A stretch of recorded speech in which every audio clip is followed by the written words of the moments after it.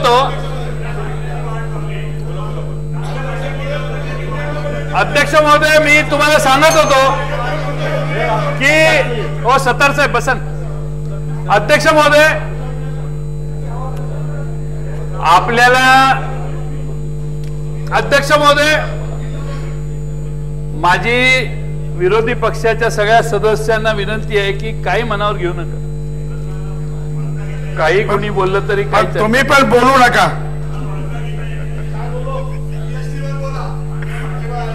बिलावर या, बिलावर. अध्यक्ष महोदय, त्यामुळं मी मनमोहन सिंग साहेबांनी काय देशात नवीन आणलं ते सांगत होतो.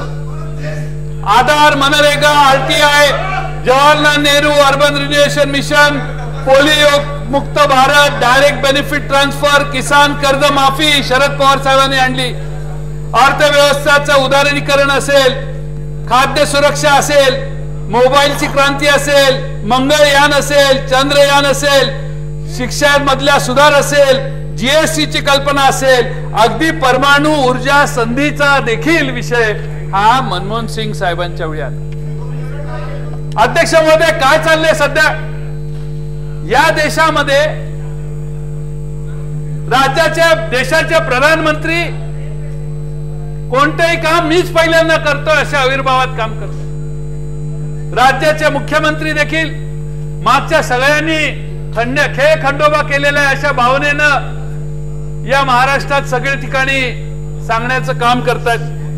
अध्यक्ष महोदय, मला हे सांगायचंय की महाराष्ट्राच्या आणि देशाच्या राजकारणामध्ये जीएसटी सारखे चांगली बिलं आणण्याचं काम हे युपीएच्या काळात आम्ही सगळ्यांनी आमच्या पक्षांच्याकडून झालं आणि त्याचीच री ओढण्याचं काम आज भारतीय जनता पक्षाच्या दिल्लीत बसलेल्या सरकारकडून होतंय, याचा आम्हाला विशेष आनंद आहे. आणि म्हणून आज आम्ही अध्यक्ष महोदय जीएसटीला विरोध नाही करत, आम्ही सुधारणा सुचवतोय. धोके काय आहे ते सुचवतोय. कोणताही कायदा पूर्ण होताना धोके असतात आणि ते धोके हे कसे पूर्ण होणार हे बघण्याचं काम अध्यक्ष महोदय आम्ही सगळेजण करण्यात, धोके कसे टाळता येतील हे बघण्याचं काम आम्ही अध्यक्ष महोदय करतो. अध्यक्ष महोदय, मला आपल्याला नम्रपणाने सांगायचंय की आपल्या राज्यामध्ये आणि देशामध्ये आपण थोडंसं बारकाईनं जर बघितलं तर काळाच्या ओघात आपल्या सगळ्यांच्या लक्षात येईल की जीएसटी या वर्षी आणायला पाहिजे होतं का डिमॉनिटायझेशनचा इफेक्ट गेल्यानंतर आणायला पाहिजे होतं. पण मी त्या खोलात जात नाही. पण अध्यक्ष महोदय, महाराष्ट्रामध्ये आपल्या नवा कायदा येतोय आणि या नव्या कायद्याचं स्वागत करत असताना आमच्या काही मागण्या आहेत. अध्यक्ष महोदय, आमची एक मागणी आहे की मंत्रालय स्तरावर वित्त विभागाच्या मार्फत शासनाने एक जीएसटी अभ्यास गटाची स्थापना करावी. आता अर्थमंत्री नाही आहेत, कोण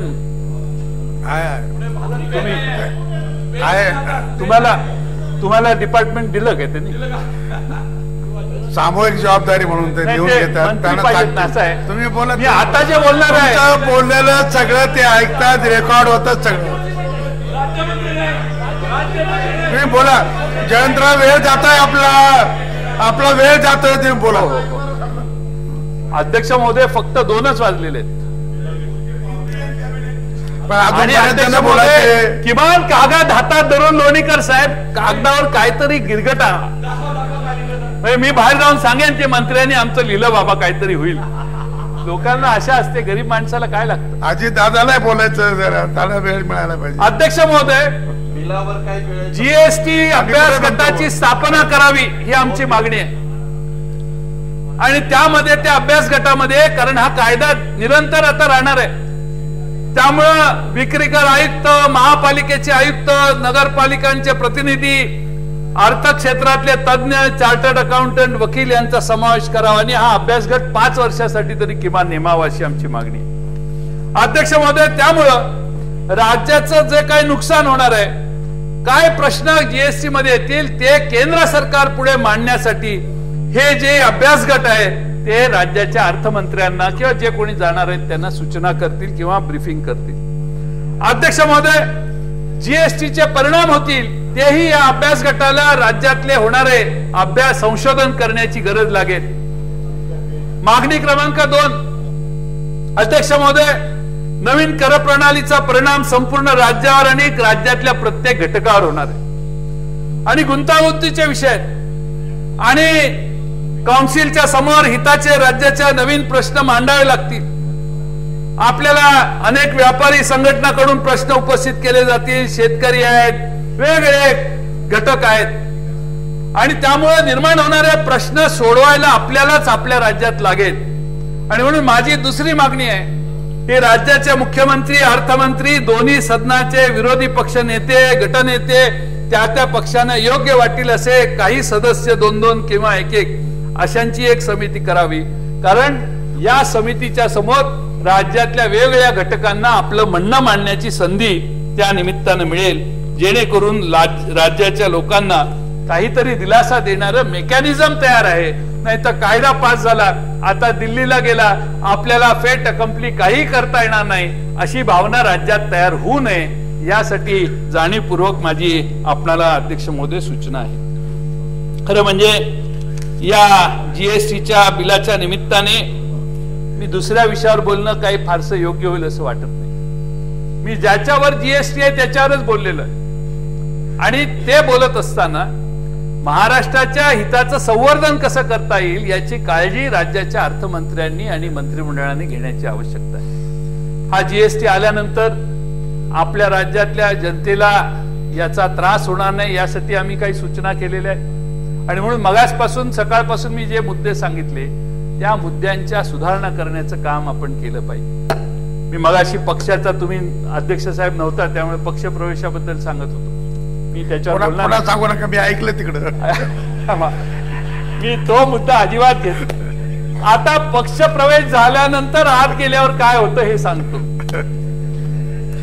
गावित साहेब बसले, बिलावर कुठे कर बसत नाही त्याचा. आदिवासी लोकांना ज्या वस्तूंचं वाटप होतं त्याच्यावर जीएसटी लागतो की नाही हा मुद्दाचा मुद्दा आहे. आमचे गावित साहेब तिकडे बसलेले आहेत. आता काहीतरी चौकशी चालू आहे. आता मंत्रिमंडळाचा विस्तार वाढ होणार आहे. गावित साहेबांना शपथ घ्यायला आता जुलै महिना किंवा जून महिना काहीतरी राहिलेला आहे. आता गावित साहेबांना शपथ द्यायला लागणार आहे हे कळल्या गावित साहेबांचे निकाल बाहेर यायला लागले, गावित साहेबांच्या चौकशीचे निष्कर्ष बाहेर काढायला लागले आणि गावित साहेबांना मंत्री का करता येईल. गावित बिलात नाही, कुठं गावित बिलात कुठेच नाही आहे. नाही मी सांगतो, पटवून सांगतो. नाही, बिलकुल नाही, मी पटवून सांगतो. नका वाढू, पुरे झालं एवढं, नका वाढू, वाढू नका. संपवतो, थोडक्यात संपवतो. हा महत्वाचा, मला कामकाजातून काढून टाकावं लागेल. नाही, कसं काढता येईल. गावित साहेबांच्या ज्या वस्तूंचं वाटप झालेलं आहे त्याच्यावर व्हॅल्यू ऍडेड टॅक्स भरलेला आहे किंवा नाही हा प्रश्न संबंधित आहे. आपल्याला नाही म्हणताच येणार नाही. या राज्यातल्या प्रत्येक ट्रान्झॅक्शनवर आता टॅक्स बसणार आहे आणि त्यामुळं गावित साहेबांना मंत्रिमंडळात येऊ नये. गावित साहेब मंत्रिमंडळापासून ते कसे लांब राहतील अशा बातम्या अलीकडे यायला लागल्या आहेत. चौकशी आलेली आहे पण चौकशीचा निर्णय झालेला नाही. गावित साहेब तुम्ही इथं होता त्यावेळी कसे राजासारखे होता, तुमच्यात काय शान होती. तुम्ही एखादी नजर टाकली तर आदिवासी विभागात एक काम झालं नाही असं झालं नाही. पण आज परिस्थिती बदलली.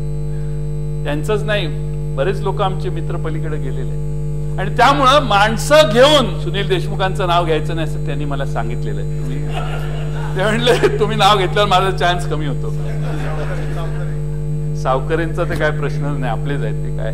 पण अध्यक्ष महोदय, विनोदाचा भाग सोडून मगाशी मी सांगत होतो की पक्षवाढीच्या साठी पक्षात प्रवेश घेऊन पक्ष वाढत नाही तर माणसांची भावना वाढीला लागली तर पक्ष वाढतो आणि भावना वाढीला लागायची असेल तर या जीएसटीच्या कायद्यामध्ये पारदर्शीपणा आणणं, या राज्यातल्या सामान्य माणूस जो कर भरणार आहे त्याला कोणती तोशीस लागणार नाही आणि कोणत्याही परिस्थितीत महाराष्ट्राचं आर्थिक उत्पन्न वाढेल आणि इथून पुढे अनेक पिढ्या हा जीएसटीचा कर महाराष्ट्राच्या या सभागृहाला ताकद देणारा राहील अशी अपेक्षा या निमित्ताने मी व्यक्त करतो आणि माझं थोडक्यात झालेलं भाषण मी संपवतो.